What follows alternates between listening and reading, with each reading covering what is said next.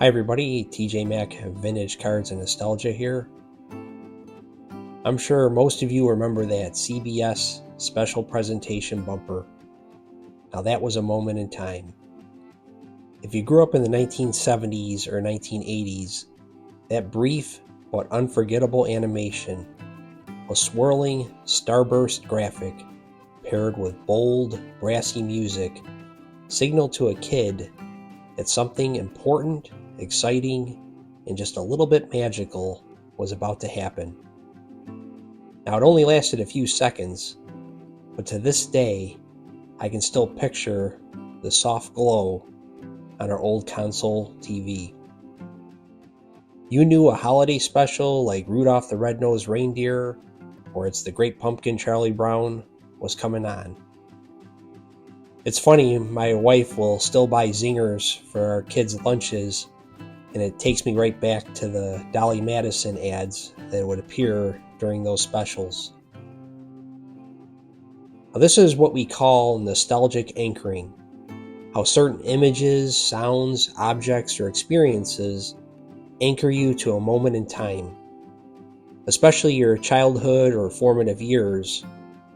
When you see or hear something familiar from the past, it can instantly trigger emotions, memories, and feelings from that era. And that's what I want to talk about today, how sports cards serve as a nostalgic anchor for me, and I imagine for many of you as well. Because we're not just collecting cards, we're collecting feelings. Here's a 1976 Ron Cey, a 74 Gene Michael, and a 76 Jerry Royce. These aren't just pieces of cardboard. They take me back to cool spring evenings when my brother and I were kids. He was nearly 4 years older than me, and he had cards from the mid-70s, like those three, that I remember vividly as if it were yesterday. I would come into his room, and I'd have my vinyl sports card locker in hand, along with a shoebox filled with cards, and we'd spread them out all over the floor, sorting and stacking. And just like my father and my brother, I was a Yankees fan, but I also hunted for Pirates in packs of 1980 Topps. They were fresh off a World Series win, and they were a team full of swagger and personality, just decked out in the mustard and black uniforms, and they were right at the forefront of the baseball fashion revolution at that time. And sure, I love Dave Parker and Willie Stargell cards, just as most kids did, but three that always stood out to me were Omar Moreno, Tim Foley, and Ed Ott. Now, why Omar Moreno? For whatever reason, that card with the bright yellow uniform, the helmet, the pants, and the jersey, it just popped. And that card, along with the Ed Ott, I believe, are the only two in the team set where you could see the full yellow uniform. And let's just say that Ed Ott didn't wear it as well as Omar Moreno did. And it just brings back such good memories. And you have the Tim Foley card. I think it was one of the best action shots of the set. You got Foley ready to apply the tag on Joel Youngblood of the Mets. You see the dust in the air, all while Foley is rocking that pillbox cap covered in Stargell stars that were given for hustle and heart. We'd sit there on his blue shag carpet, hunched over our stacks. Each small pile represented a team. And once we finished sorting, we'd slide them into the plastic trays of the sports card locker, each one nestled under the team name sticker on the inside panel. But we weren't just organizing, we were really building something, starting with our favorite teams, working our way down to the ones that didn't excite us as much. Back in those days, teams like the Mariners, the Blue Jays, the Indians, and the Mets, they just didn't have a lot of standout players, at least not to kids in the late 70s. And that tradition, it always stuck with me. To this day, I keep my 1979 and 1980 top sets in team order, not numerical order. I arranged them by how the teams finished in the standings that year, so when I flip through the pages in my binder, I'm not just looking at random cards, I'm reliving the season, team by team, just like it unfolded. There's something special about seeing the Pirates cards grouped together, knowing they top the standings, the championship team standing proud in a row. Then you turn the page and you have teams like the Baltimore Orioles, the Reds, the Milwaukee Brewers, the Royals. The narrative of the season is laid out through cardboard. To me, it just looks better that way. There's a rhythm and context to the team order that you lose when you go by card number. With team order, you see how the squad shaped up, who stood out, who supported whom. You see the lineup in a way that feels real. It's like flipping through a photo album of the season. And every time I open this binder, it's a return.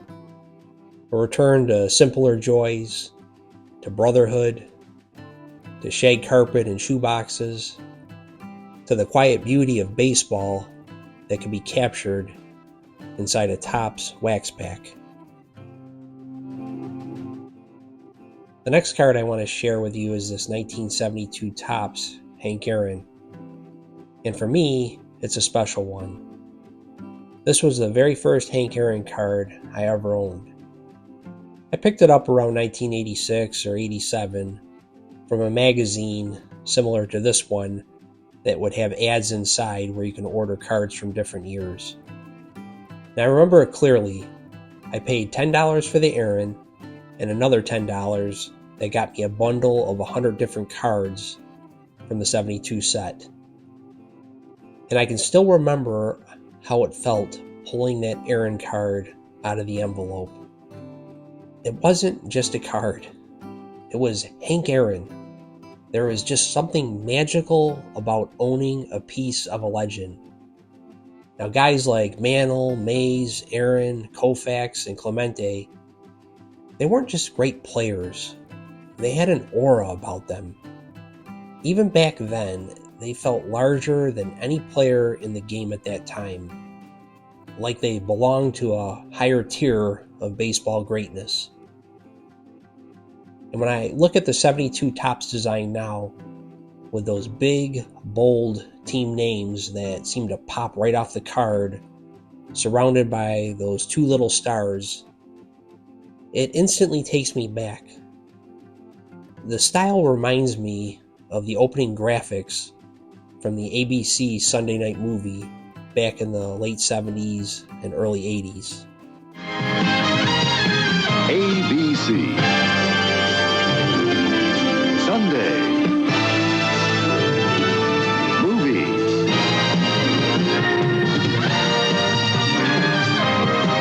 The ABC Sunday Night Movie. Now, for most of the folks watching this, you probably remember that era well.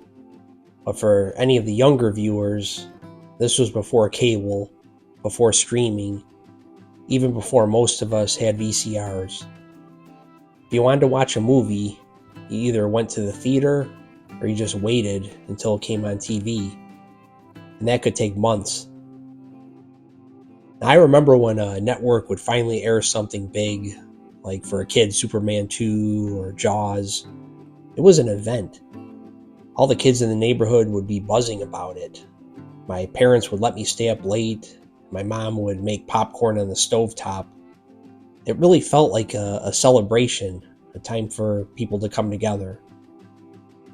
These days, yeah, it's amazing that we can watch whatever we want, whenever we want. And I don't want to take that for granted. But back then, there was something magical about waiting. That build-up, that anticipation, the excitement of talking about it with your friends the next day. That was a big part of the experience. So yeah, vintage sports cards may just be cardboard, but for a lot of us, there's something more. They're anchors to a time when life felt simpler, when a pack of Tops and a stick of that powdery pink gum could make your whole day. When you and your brother sat on the floor, sorting teams, trading doubles, dreaming about hitting one out like Reggie or stealing a base like Ricky. They're the sound of wax packs ripping open on our front porch, the smell of old shoe boxes and bubble gum, the feel of shag carpet under your legs as you lined up players like it meant something. Because to you, it did. And every card tells a story, not just the story of the player, but your story, where you were, who you were with, and who you were becoming. And that's the magic of nostalgia. It's not about living in the past. It's about feeling the richness of where you came from. And sometimes all it takes is a piece of cardboard to bring it all flooding back. So before I go, I want to ask you this. What's your cardboard memory? Maybe it was the first pack you ever opened. Maybe it was a trade you'll never forget. Maybe it was that card that made you fall in love with the game. Drop it in the comments if you would, or just even sit on it for a second if you don't want to comment. Because those memories, they still matter, just like the cards do. I want to thank you all for watching, and until next time, take care.